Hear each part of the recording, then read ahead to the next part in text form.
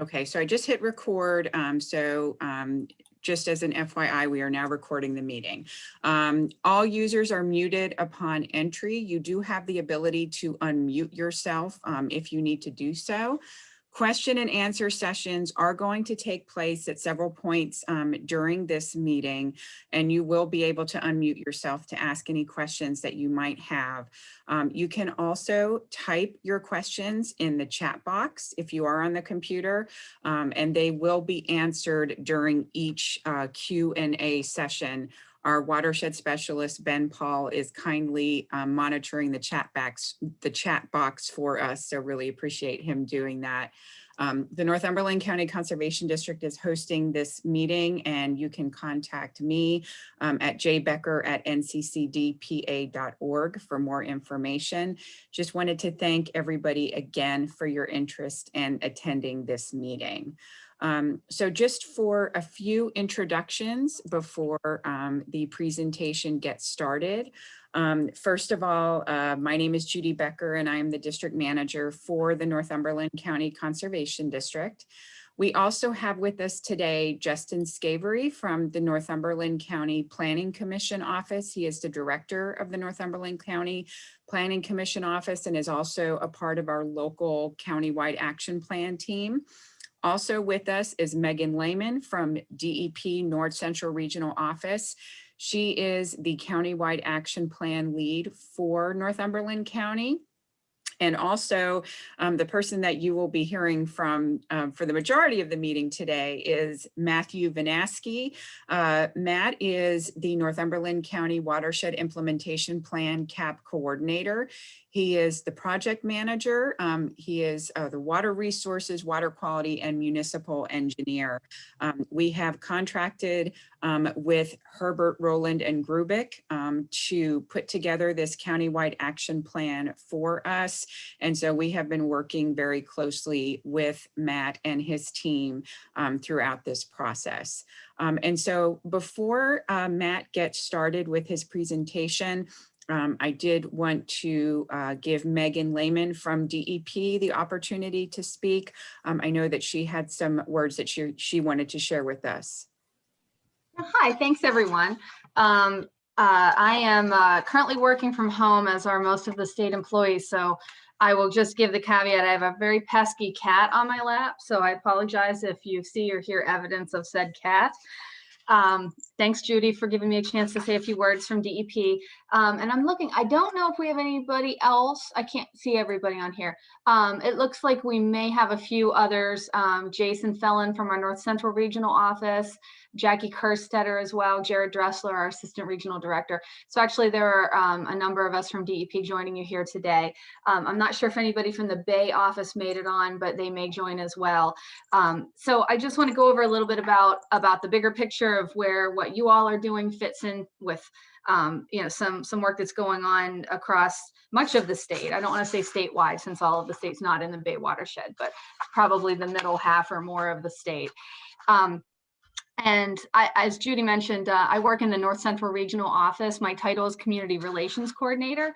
I'm one of, I believe, about 6 of us who are working as a team in our regional office to assist the counties who are going through this process. Our regional office is based in Williamsport and covers 14 counties in the North Central region, all of which are in the Bay watershed, at least partially. I want to thank everybody for answering the call when the county called you and joining this effort. It's a really tremendous opportunity to focus attention on and resources on the local water quality challenges and unmet needs in your county. I think especially Northumberland County, because I know you're one of the counties in our region that has a lot of very active watershed groups, and you have some real challenges associated with AMD, the legacy of that. I think this is a great opportunity to focus on trying to move the chains on some things that you all already laid the groundwork with and been working on for a long time. This is all part of a much bigger picture of the Chesapeake Bay TMDL, which is basically we call it a pollution diet. It started more than 10 years ago. That's federal level involving multiple states. Here in PA, DEP has completed 3 phases of watershed implementation plans, or WIPs, as part of that process. We've made a lot of progress on nutrient sediment reductions in those 10 or so years. There is a lot that remains to be done. We have some goals for 2025 that we need to meet. This is really kind of a new phase of partnership going to the local level, and momentum. With our phase 3 WIP, we involved more than 1,100 Pennsylvanians, and that includes local government leaders, farmers, foresters, watershed environmental groups, colleges, universities, you name it. So now, as part of that phase 3, we're asking the counties to create these countywide action plans. We divided all the counties in the watershed into 4 tiers, depending on the loading of pollution that was coming from those counties. So you are part of the tier 3 and tier 4 groups. The tier 1 and tier 2 have already completed their plans and started on implementation in most cases. So what we're doing differently for this level is the regional offices getting involved directly with those counties. It's something new that we're doing. And we're really excited. Like I said, there's about 6 of us that are involved. Jason, who's our watershed specialist or watershed coordinator for the region, he's working, I think he's going to be joining a lot of the county calls. Jackie, being our conservation district field rep, she's involved with all of the counties. Like Jackie said, or like, sorry, Judy said, I'm the lead for Northumberland and Lycoming as well. The challenge is to create a plan that will reduce nitrogen, phosphorus, and sediment to the bay in a way that tackles your local water quality issues and your local goals. So I do want to say that it is not a regulatory plan that you're creating. It's a framework to equip county teams to address local water quality proactively. And that includes in community priorities, planning, and funding. And as far as funding, a lot of agencies, whether that's state, federal, or even private foundations, do look at plans like these to show that a project has been carefully considered and vetted through the community. It's a local priority, and that local resources are being targeted to implement that, so that there's a match, a buy-in to those projects. So the planning process, again, we'll call it an opportunity to advance those things that you want to do that you think make the most sense for your county. And you have a great resource in your conservation district and your county planner and your CAP coordinator, but also each other, because this is a unique opportunity to work across those different sectors: agriculture, local government, watershed groups, et cetera, who may have never teamed up on this scale before. So I just want to say, I mentioned, we know Northumberland has been doing a lot of hard work. I've seen some really impressive success stories in process. The Secretary of DEP has actually visited a few times in the last few years to see some of those projects. And we're heavily invested in right now in abandoned mine reclamation project over at the AOAA. So we definitely see Northumberland as a place for partnership with DEP to continue. And we know it's going to mean a lot to future generations if we can make significant progress on these goals. So that's kind of my pep talk. I will leave it there and see where else the conversation takes us. And I think I saw a note here that we have Kate Beats from the Bay office as well, who was going to say a few words. Hi, everyone. I honestly don't think I have a whole lot else to add. Megan did a wonderful job summing up what has been going on. I'm here to let you know that the Bay office, our role is to support your Region CAP support teams led by Megan for your county and to support you. This whole effort is really a local focus. It is going back to what you know your county better than I can ever know it, better than the central office can ever know it. So we are relying on your local knowledge to really be able to make the changes that need to happen so that we can start reducing these nutrient loads and improving your local water quality. First and foremost, we need to improve local water quality, and this is what we're hoping will accomplish that. My role is to get you any tools you need, any trainings you need, basically write a wish list, and I will do my best to see that it happens. But everything we do is to support you and what you need to do for your local water quality improvements. And then hopefully the side effect of that will be improved reductions to the bay and the improved bay. So it all kind of starts large and then comes small. And so we want to focus really in on that small piece of focus in on your county to make it all work. And I'm looking forward to working with all of you.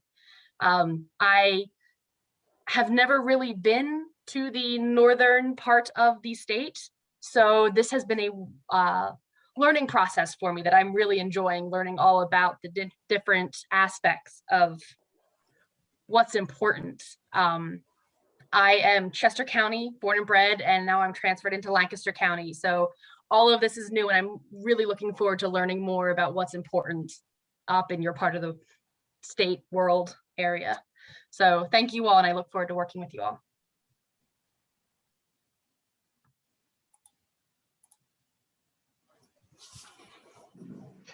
Hello, everyone. I'm Gary Walters. I'm with DEP's Bureau of Clean Water Quality Division.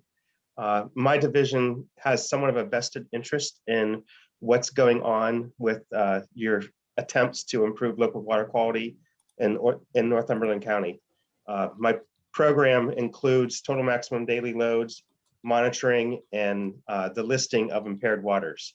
And I happen to also be a resident of the county. So I have a little bit more of an interest because I live in the county. But one of the objectives for my program is that we improve the local water quality.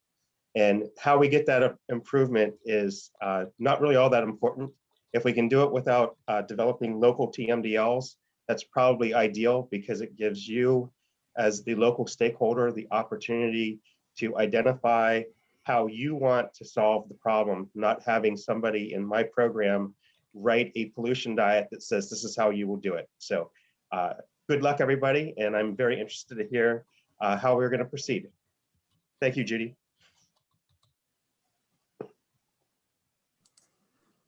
Thank you very much. And I really do appreciate Megan, Kate's, and Gary's information and participation. So thank you so much. Did anybody else from DEP want to provide any additional information or speak at this time before we get Matt's presentation started?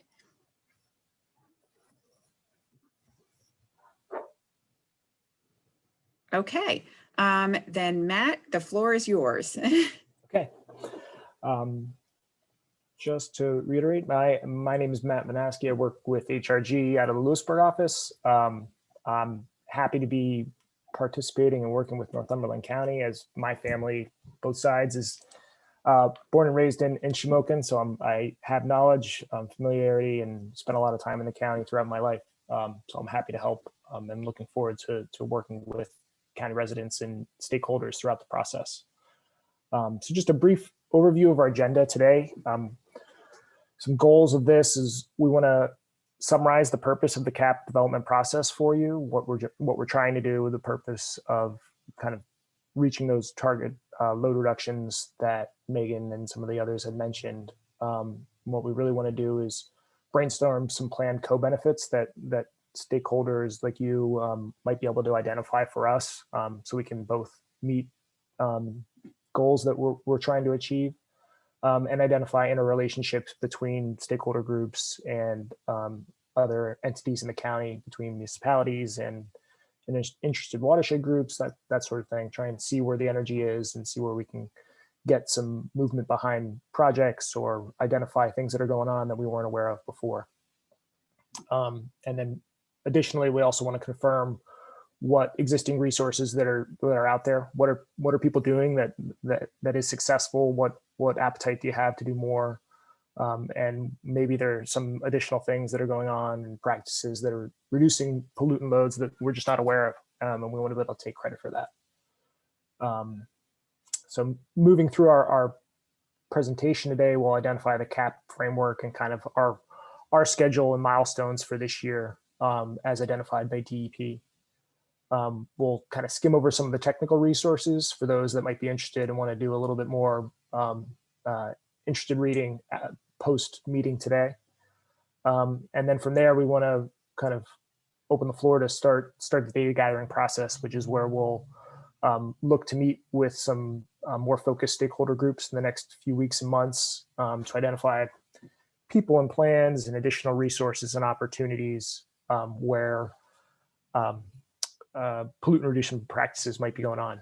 Just kind of get some energy behind the plan and identify what can happen by the milestones that we're trying to achieve.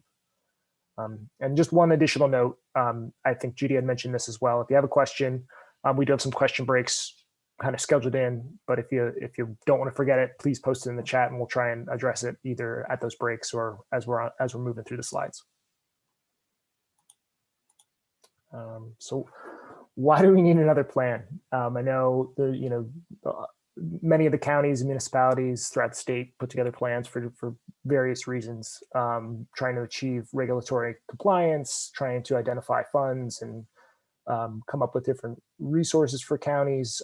This one is kind of one of those that is trying to pull everything together for the county to identify what may have been identified before that hasn't been pushed forward, and maybe this gives it another nudge to make it happen. And additionally, look at some of the watershed plans, watershed association plans that may have identified issues that we're not aware of yet or want to put energy behind, and that maybe working together, we can identify grant funds to make projects happen. Additionally, we just kind of want to engage the public and get everything kind of out in the open and get some energy behind everything to identify potential for projects moving forward. So really across the categories and sectors in the county, we're trying to identify resources and come up with opportunities to improve water quality and improve local public health through identifying resources and working together. I know this slide can kind of be confusing, but we've done quite a bit of work throughout the Bay watershed supporting some additional counties. And this kind of shows our graphic of how this plan comes together. We're trying to work amongst different sectors throughout the county and throughout the region to identify what has been successful and work through plan development and implementation. So we're trying to identify interested landowners who might be open to implementing practices, identify funding for those practices.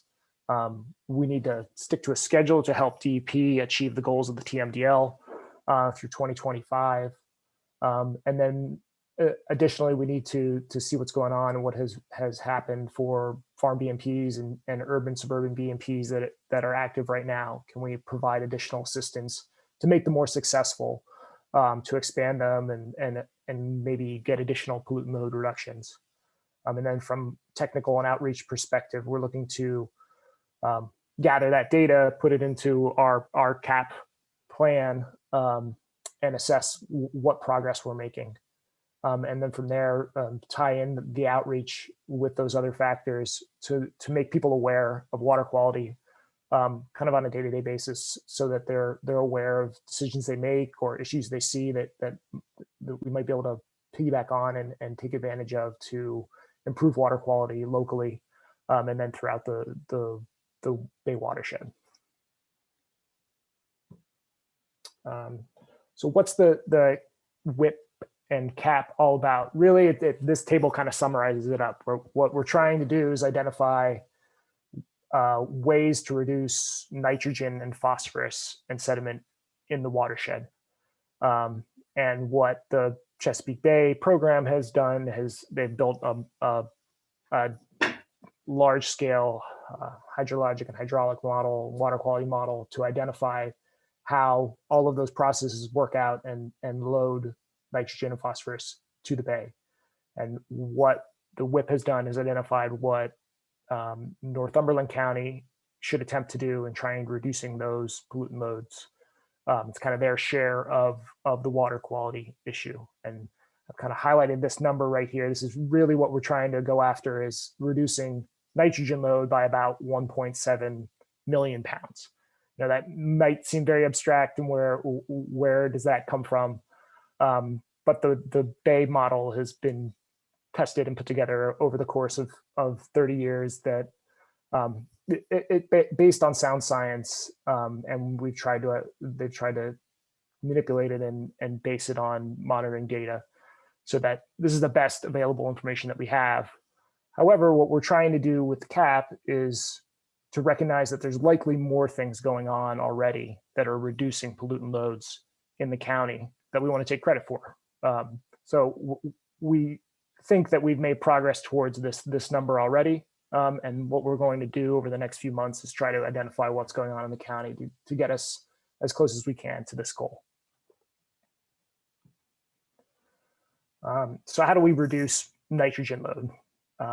What we need to do as the CAP planning team, Judy and county entities, is to identify BMPs and practices in the county and get them in the CAS model, which is how we get to take credit for it at the level for the state.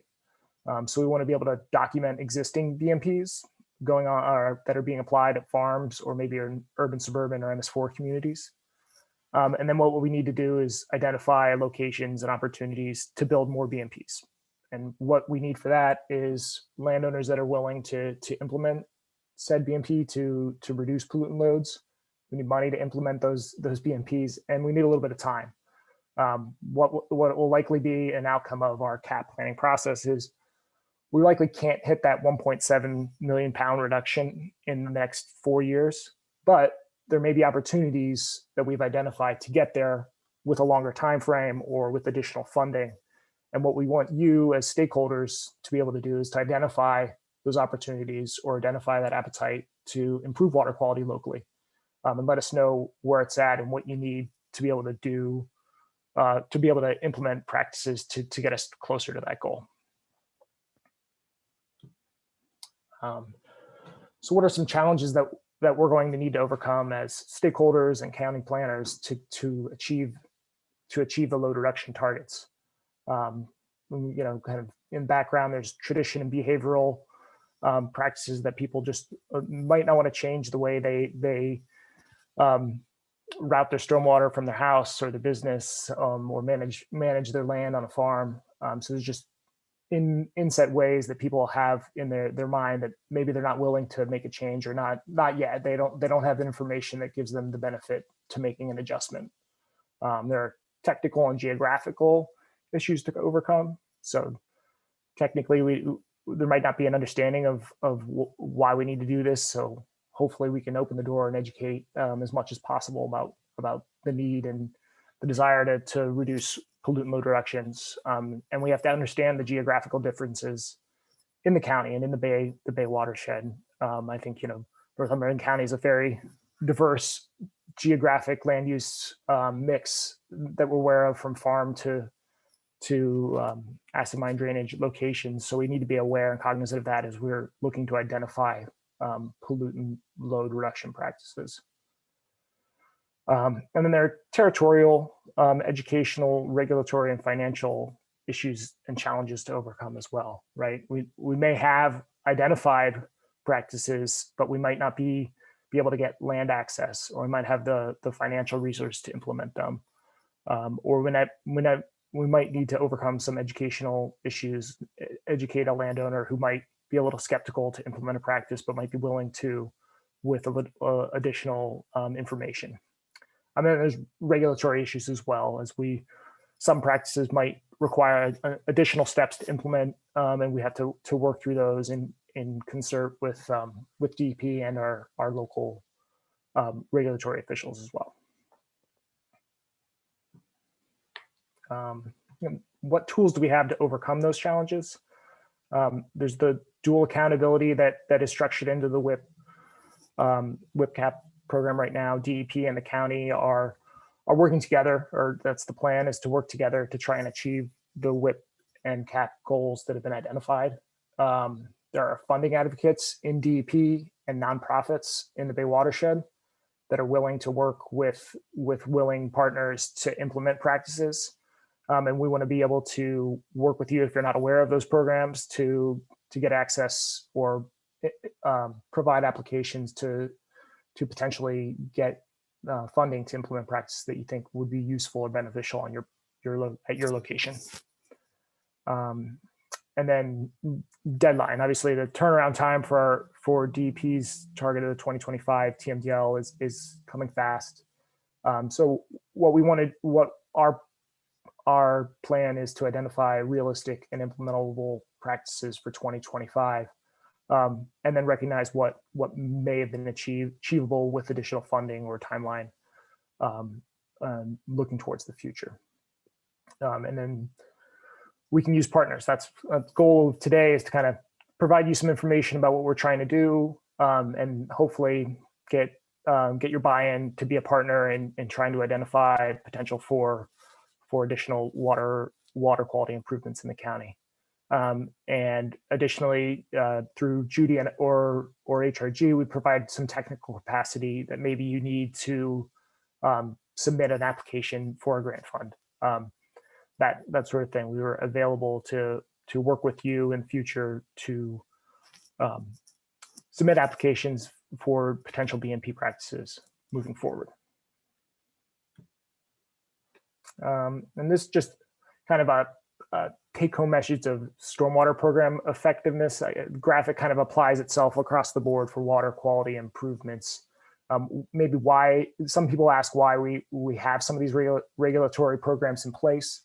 We want to have compliance with these with activity-based requirements, and hopefully that as people develop land or trying to improve issues on their farm or dealing with wastewater treatment plant issues locally in a township or an authority, you gain knowledge of how water quality regulations can change your mindset and improve things moving forward. So you have those requirements. They provide a change in attitude and awareness and knowledge of what's going on.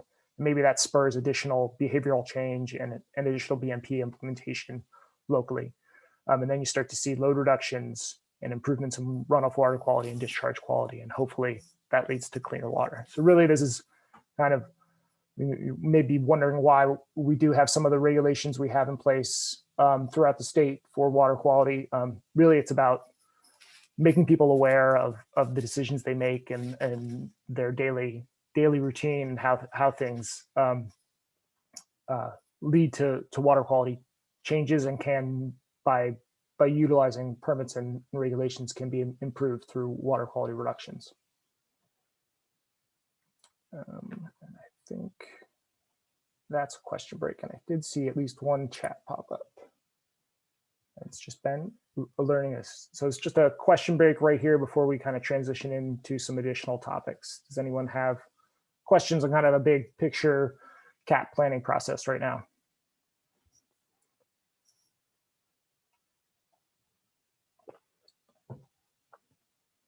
Okay, I will keep moving. So getting into kind of really what is the CAP? Like what is the countywide action plan? What are we trying to do? This graphic right here is a snapshot of what HRG and Judy and the county planning team is working towards. And we're going to put together the plan in this format and provide it to DEP. And the take home here is that we're trying to identify practices that have water quality benefits. And by putting the plan together, we're identifying parties that are responsible at certain locations, a timeline for implementation, and then the resources that are available to implement those practices, and whether we think there are additional needs required to make that aware.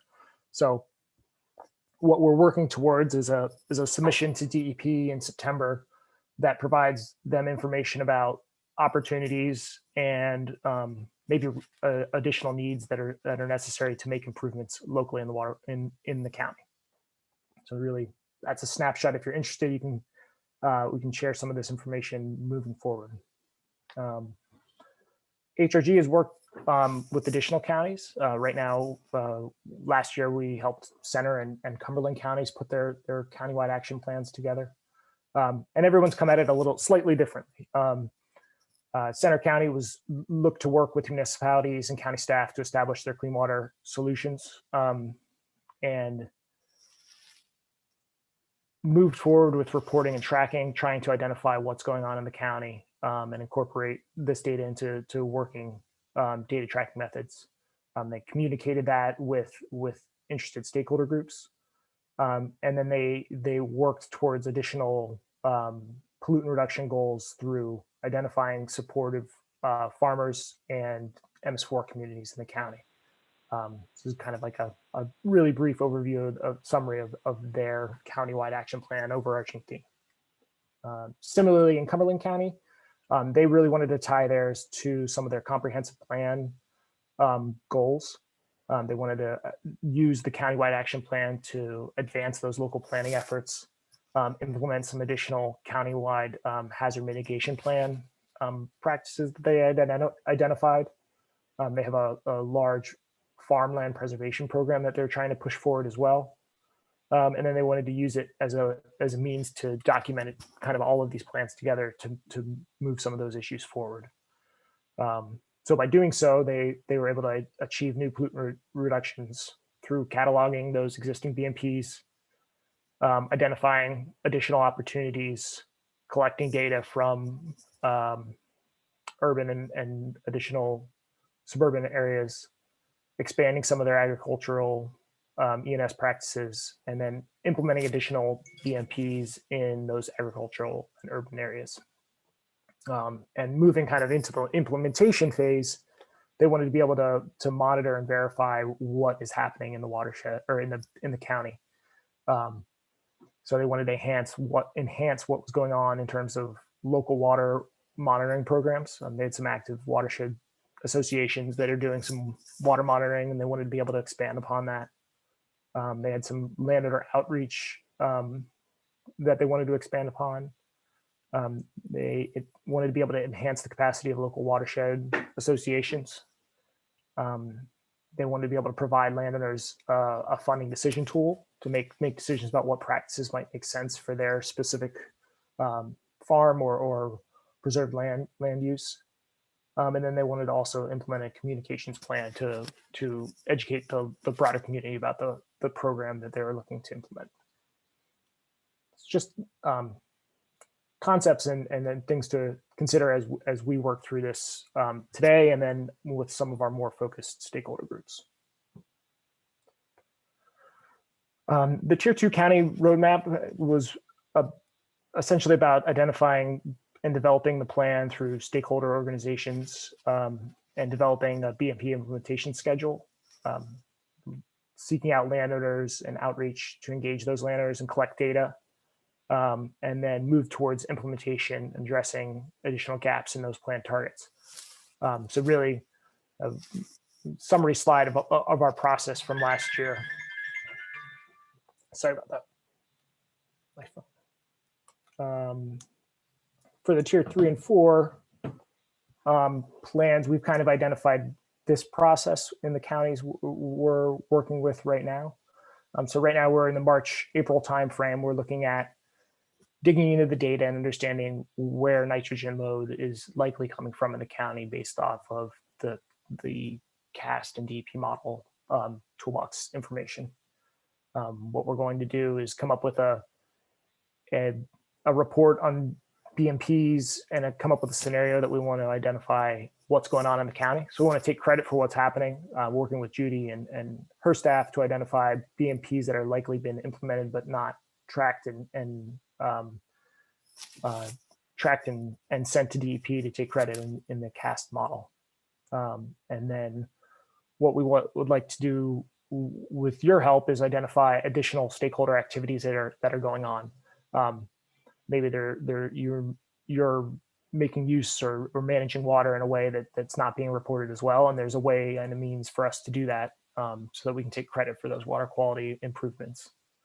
And then moving through the summer, what we'll do is look to review additional data, get additional insight from you and stakeholder groups to identify additional opportunities for BMPs throughout the county.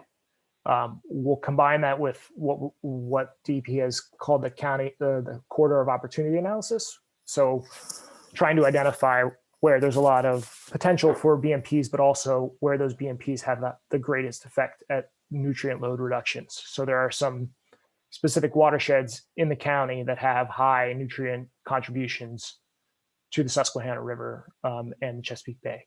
And what we want to be able to do is find those opportunities where everything kind of lines up and put effort behind them, because they get us the most benefit for dollar or level of effort that we're trying to install them. And then moving towards later summer, we'll put together the narrative in a cap table that I had shown previously, and provide an opportunity for a draft plan review for stakeholders and interested parties, and then submit that to DEP by the end of September. So another question break. Don't see anything coming through the chat right now, but I provide an opportunity to unmute yourself and let me know if you have a question or a comment on slides that we're kind of moving through.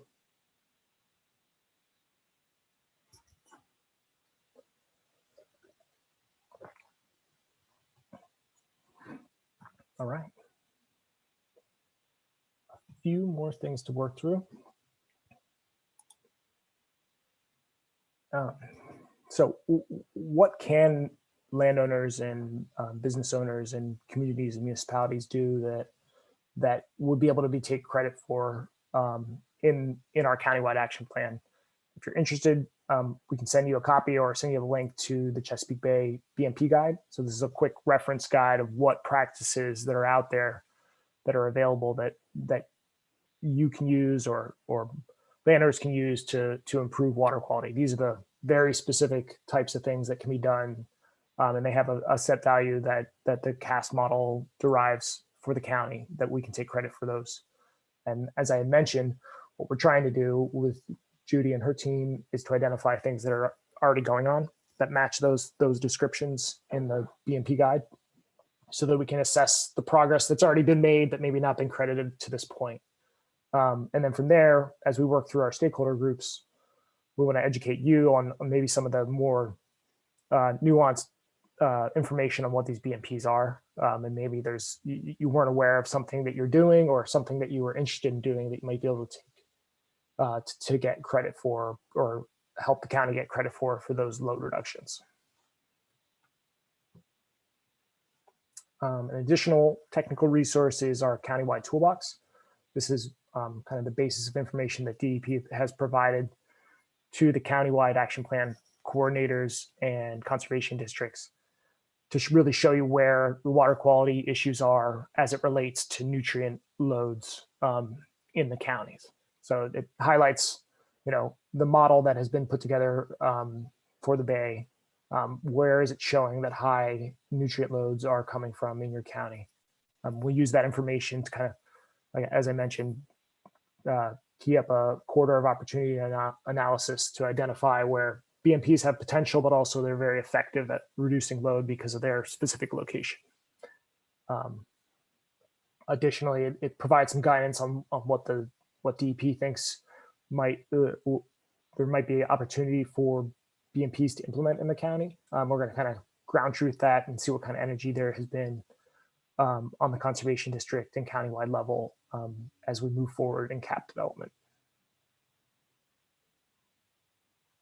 And then another thing for you to think about today, and then as we move towards some more specific stakeholder group meetings, are there things that you were looking to do that we can partner with you to maybe implement through this CAP planning process?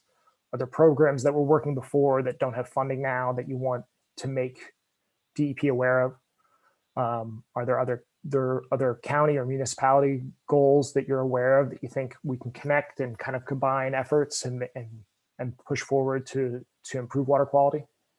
Do you personally, or are you aware of someone who has knowledge or resources as it pertains to water quality improvements or BMPs or different programs in the county? Please let us know. And then are there technology needs that you think you may need to be able to get access to grant funds or to put together an application?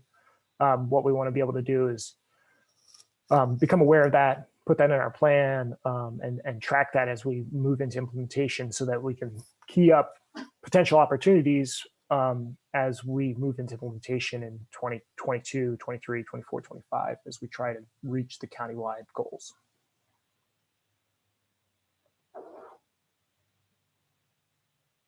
Okay, another question break. Just a few more slides after this. I'm kind of moved through quickly. I know I don't see anything coming through on the chat, but please feel free to let us know now, or if you think about something after we make through the slides in our discussion.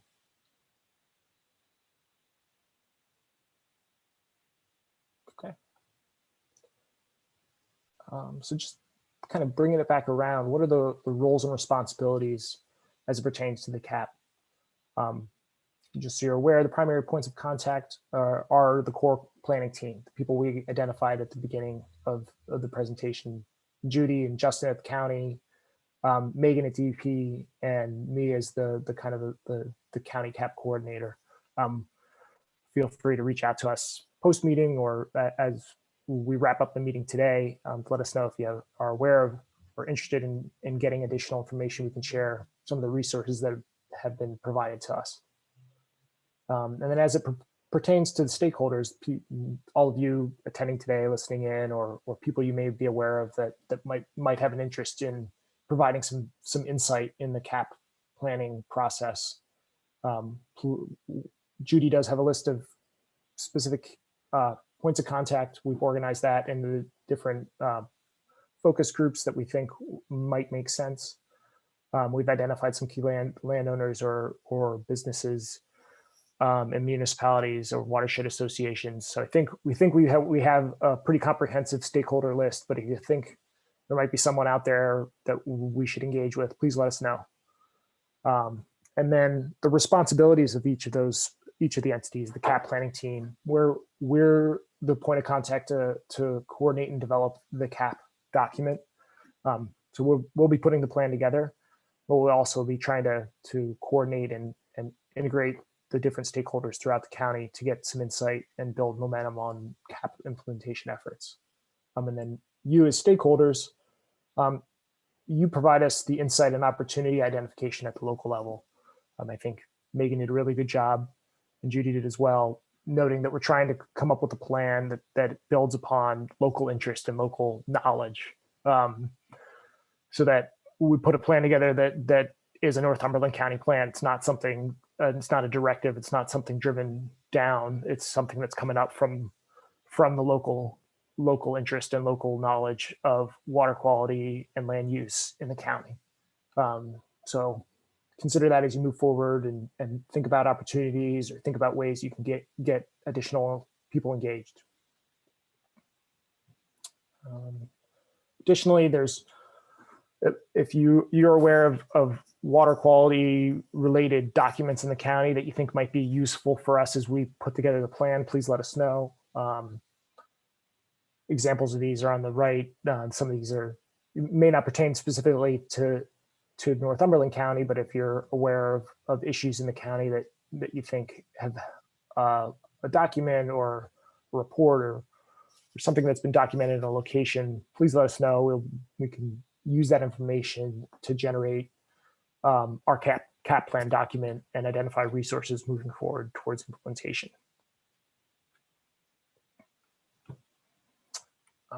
And then kind of bring it around to next steps.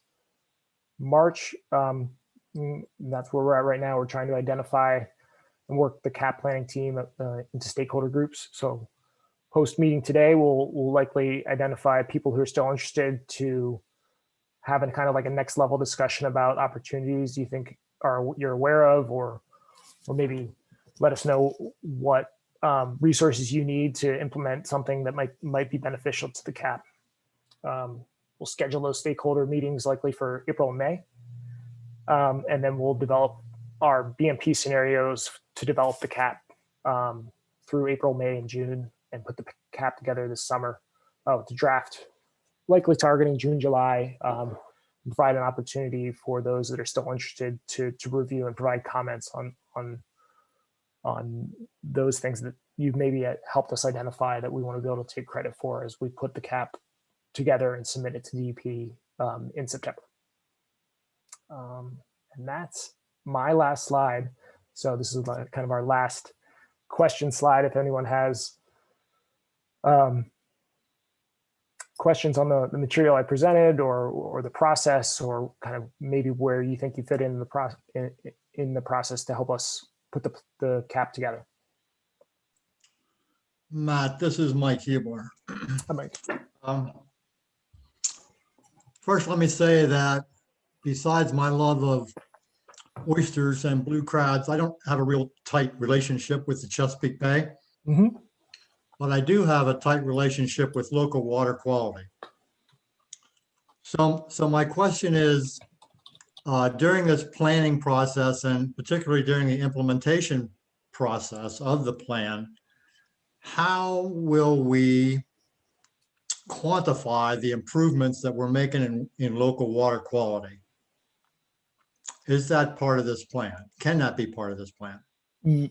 Well, what we plan to do is to assess the water quality improvements through the use of the CAST model. There's not a plan right now to assess kind of on the ground monitoring efforts, but I know there is definitely interest from Judy to do those sorts of things. Right now, what we're using is the resources available from DEP and the Chesapeake Bay program to identify the things that are going on, put those into the model, and then it'll show us what pollutant reduction potential that we have right now. So that's the process for being able to assess what's going on. I think that answers at least a portion of it, but we're not doing monitoring right now. Is that a possibility though? I'm also not a fan of models. I'm kind of old school. Yeah. So if I guess my big argument is if you don't know where you are now with water quality, how do you know that what you're doing is making an improvement? I don't have the slide pulled up right now, but I know that the Bay program has monitored kind of the big picture water quality throughout the Susquehanna watershed and shown improvement. And that's partly tied into the slide I had shown on where we were in '85 versus where we are today. There has been progress based off of monitoring and modeling. They've shown those improvements through monitoring efforts. And I think I had mentioned that, Cumberland County was interested in doing monitoring themselves. And there's definitely monitoring going on from other nonprofits throughout the watershed. So I think that does get tied into the way the model is put together. It's kind of like they run it and they verify it against the monitoring data that they have on hand. So I think kind of hyper locally, there's not an intent to put a monitoring plan together as part of the cap right now. But on the bigger picture scale, there is intent to monitor improvements and refine the way the model is put together. So I have done a lot of modeling in my in my career, and I know part of that process is being able to verify what the model is showing you with the monitoring data. Fortunately, it takes a lot of that data over a long period of time. So as we make improvements, we monitor the data. Additionally, on top of that, the way our nutrient loads work in the watershed is can take quite a bit of time for our improvements to be shown in the water as it moves its way through the watershed. So something that we do today, we can take credit for it for the CAP and the WIP program, but it might not show up in the monitoring data for 5 or 10 years because of the way nutrients work their way through the groundwater and water quality system. Matt, Doug Fessler and I both had something to add about the monitoring, but I'll let Doug go first. Yeah. There, I'm muted. Hi, my name's Doug. I guess I would just start that I'm a local citizen that is concerned about the local water quality, but in concerns with the monitoring that Mike brought up, I'm actually starting to develop a water monitoring station here. Right now it's a prototype, but like I can get temperatures, like this is a temperature sensor that you throw in the water. And I have a turbidity sensor here. One second. That you put this in the water, and a laser, the water goes through here, but a laser shoots through and it will read the turbidity of the water. My idea is, if you're familiar with the weather stations that people put on the roofs and all those data points, my idea is to have cheap water monitoring stations that people can put on their land, and that data can be pumped back in real time. So like, for instance, let's say a farmer doesn't know what he's doing and he's putting nutrient load into the water. This might cue him in, because now there's data to show, say, oh, you know, you're putting your fertilizer on, you know, when it's frozen, and when it thaws, it all runs off.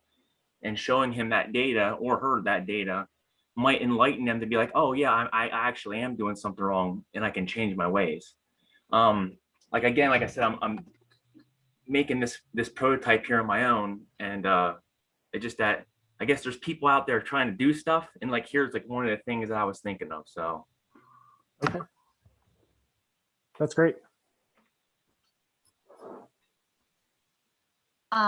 Yeah, that's very interesting, and I would defer to our more technical folks on that, since I am not one of the technical folks, but at DEP. But what I can say that I think from my background, I worked in county planning in Lycoming for 8 years before coming to DEP about 4 years ago. So I've been working on or around Chesapeake Bay issues for 12 years.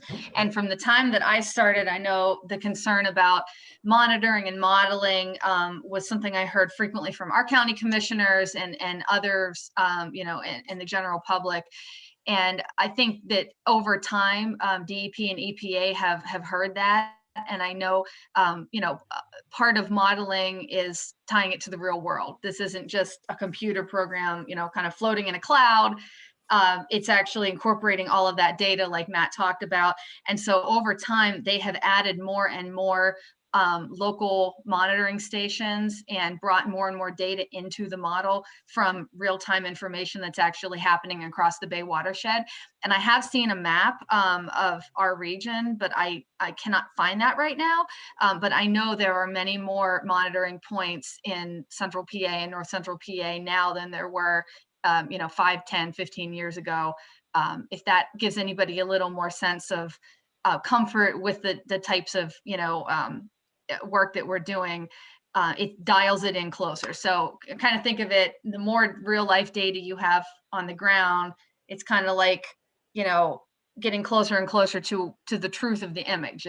It's still, you know, there's a little bit of pixelation there, but it's a much better representation of reality, if that analogy helps. I'd like to offer something here as well, Gary Walters. As far as these monitors are concerned, Doug, my professional staff have had a lot of difficulty with turbidity probes and getting good data. They take a lot of work to get calibrated properly, but we have been able to successfully get data. It's just not been easy. We have applied this in the Susquehanna Basin, in Lancaster County, in Chickies Creek. It's taken us and Susquehanna River Basin Commission about 4 years to develop a good curve for sediment loading using these turbidity sensors. So it's a big lift. It can be done, but it definitely needs a lot of attention to developing the quality data. My program is more than willing to assist where you may need assistance. And we could also probably work with the Susquehanna River Basin Commission to help develop some of this sediment load data for the county.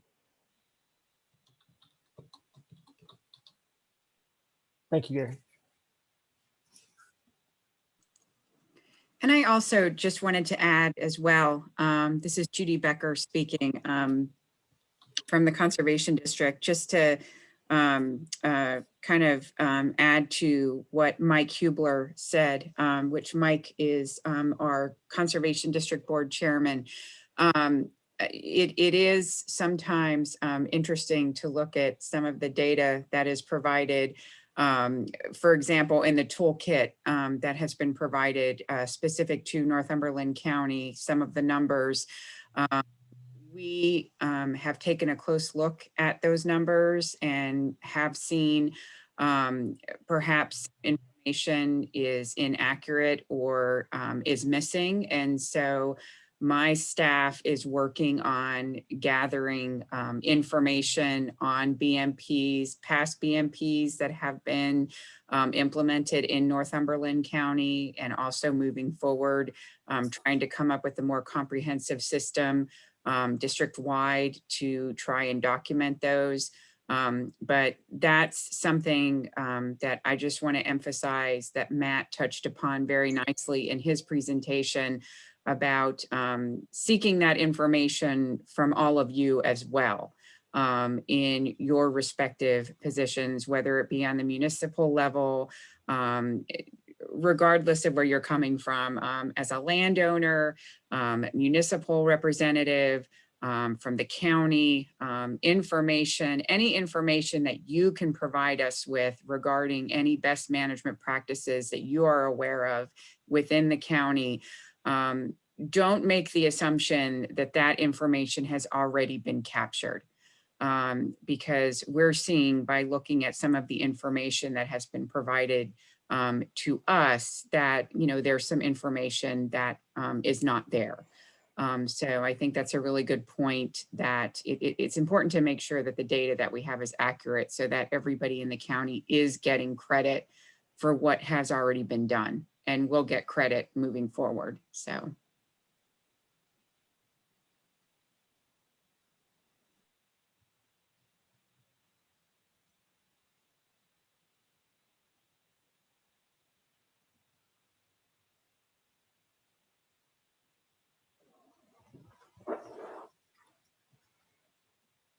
Okay.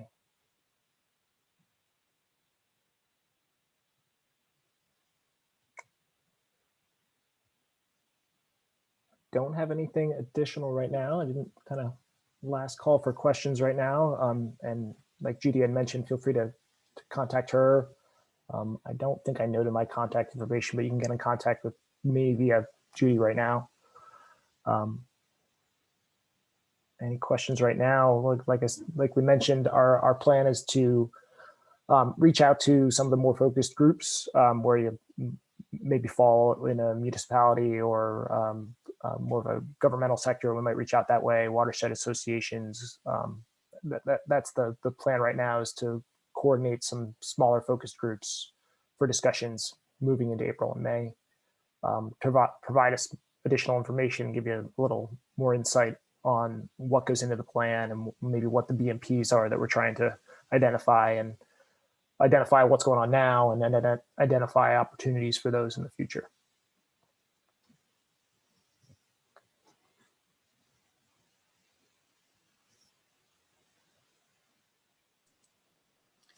Yeah, and we will be following up with everybody that participated in this meeting to provide more information about future stakeholder meetings as we figure out how we're going to arrange those smaller scale stakeholder groups. And also, please feel free to let us know if there are stakeholders that we should be included, that we should be including that we didn't. We certainly want to give people the opportunity to have a seat at the table as we put this plan together. And so if you do need to reach out, you can contact me. My email address is in the chat box. And also, you did receive the invitation from me at my email address, so you can refer to it there as well. But it's jbecker@nccdpa.org. So don't hesitate to reach out to me for more information. Also, if you want to see the documentation that was referred to today, as far as the Northumberland County Toolbox, that contains the more technical and specific information as far as our goals, where we are now, and where we need to get to, you can reach out to me as well, and I can provide you a link to where you can find that document to review it.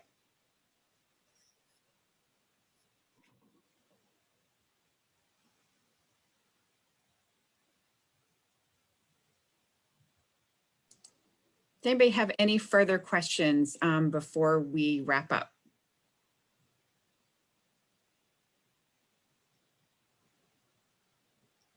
Yeah, Judy, one thing, where does anybody, maybe Justin would know this, actually John Clemens here. Where does the 167 plan for the county stand? That's been ongoing for the past 10 years. I know we've Sure, paid, yeah. KPI years ago to implement this plan, and it just kind of got thrown on a desk and it's never been implemented. Sure, yeah. I'm still reviewing the plan. I was coordinating with Pat Mack, my predecessor, on how it was worked out and stuff. So I can try to find out more information and give you an update. That's fine. Okay, yeah, I know, and that's, I said, I've gone to meetings, and I know Judy's been there, and it's been an ongoing thing for, I would say, at least 8-10 years now. The county had paid for the plan and has never, just kind of was put on the back burner on there. And another question, and maybe Matt, you could answer this. I was thinking there with and it's proven fact here with the frequency we're having of these 100 and 500-year storms. Is that being thrown into the model, for the increased sediment loads from these more frequent storms because of the climate we have compared to years ago? I think the way that the CAST model operates is I think it's either every 2 years, every year they'll simulate the actual conditions that have occurred, so the rainfall patterns that have occurred, and get an estimate of how the bay has performed that year. Yeah. So from that perspective, they're using the model to simulate those conditions.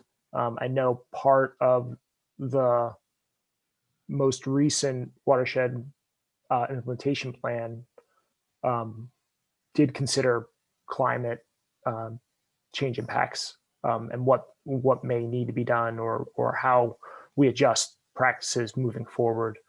I don't have the insight of that off the top of my head right now, but I know it was considered in the most recent iteration of that.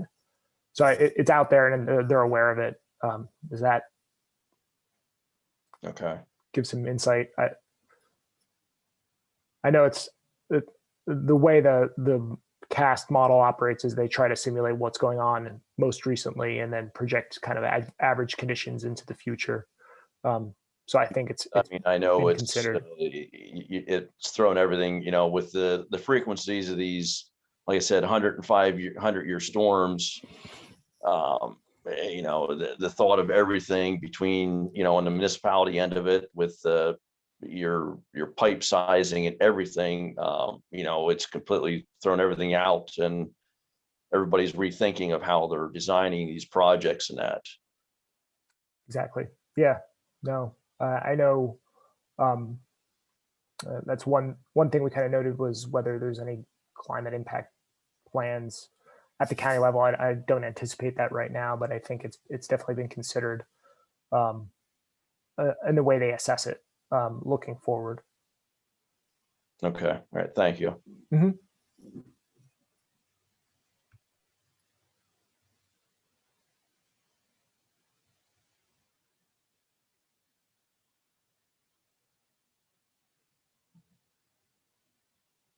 Okay. Judy, I think you made it. I think that's it. Okay, so if nobody has any additional questions, just really wanted to thank everybody for participating. And if you think of a question afterwards that you didn't think of during the presentation, please don't hesitate to reach out. And if I don't know the answer, I will certainly work on getting one for you. But we will be in touch and reach out to all of you about scheduling those smaller size stakeholder meetings, and appreciate your interest. And I hope you all have a great day. Enjoy the beautiful weather, and we will be in touch.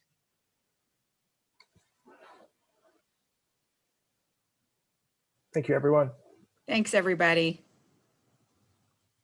Thanks, everyone. Thanks, Judy. Thank you.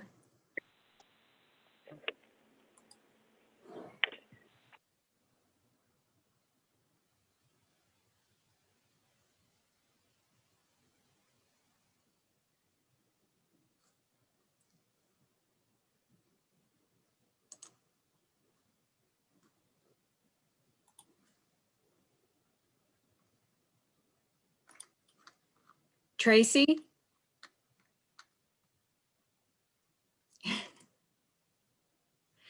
Tracy, you're muted. Can you unmute yourself? Sorry. Hi, thank No, you. that's okay. We actually just wrapped up. Our meeting ended a little bit sooner than we anticipated. I did record the meeting, and so I can share the recording with you so that you can see that. But essentially, we just covered information on how we're going to move forward with developing the countywide action plan. It was just basically more of an informational type of meeting. And so I know that you didn't hear the presentation, but were there any questions initially that you have or that you had in mind before attending the meeting today, before actually viewing the presentation that I'll send to you? No, I really didn't. I will watch it. I appreciate that. I'm sorry I wasn't able to get on. Our president had a test to give testimony in Harrisburg today. And it just ended. So I had to watch that. Not a problem. And just to introduce you to the folks that are involved in this process, Tracy. Tracy, Matt Vanaski is with HRG. He is our consultant, and we have contracted with them to put the plan together for Northumberland County. Matt Tracy is with PPL. So just wanted to introduce you guys. Thank you. Great. And also involved is Justin Scavery. Justin, I don't think Justin's on the call anymore, but Justin is the director of the, or no, actually, I think he is still on the call. Yeah, I'm still here. Yeah, I know Tracy. Oh, great. Okay. So Justin, obviously with the Planning Commission, he is very actively involved on behalf of the county commissioners with the development of the plan. Also, Ben Paul is our watershed specialist with the Conservation District, and he's actively involved with this whole process as well.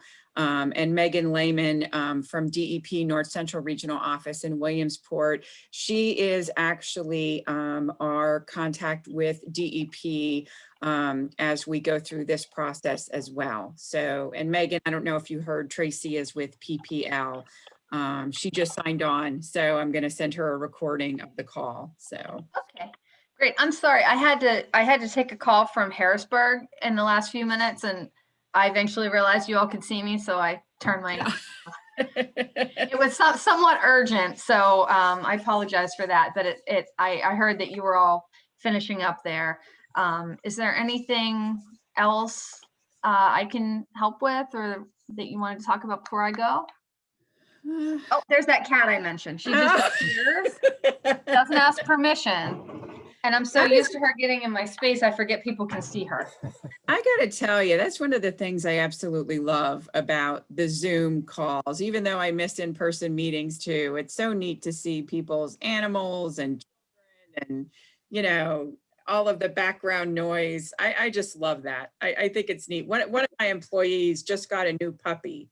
And we met one-on-one after our staff meeting yesterday morning, and here his new puppy jumps up on his lap, and oh, it's just adorable.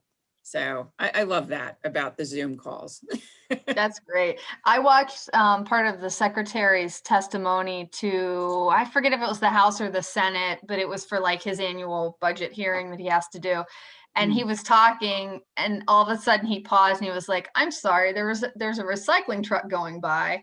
And then it was like 30 seconds. He's like, "Okay, now I can hear you again." Yeah, and he said recycling truck, but I don't know how he knew it wasn't a trash truck. Right. Yeah. Yeah. Liz, I see that you're still on. Was there anything that you had questions about that you wanted to further talk about? Oh, you're still muted. Liz, can you unmute yourself?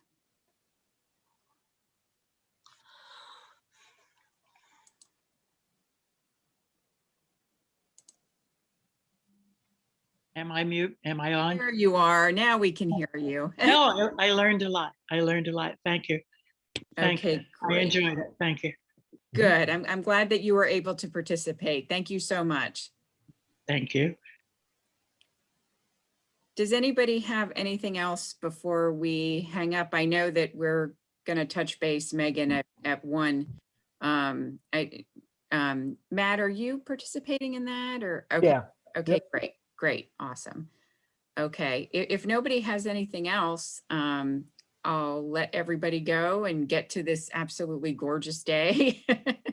Hope everybody has a chance to enjoy it at some point today. Great. Thanks, Judy. Thanks, Thanks everybody. Thank you all. Thanks for including us. Absolutely. I really appreciate it. Matt, thank you so much for the presentation. welcome. And Megan, thank you for your words as well. Really appreciate it. Thank you. Now you can breathe a sigh of relief and Yeah, it went first one's out of the okay. way. Yeah. Yeah. No technical issues, thank goodness. Yeah. Oh, Okay, talk right. to you soon. Okay. bye. Bye. Okay.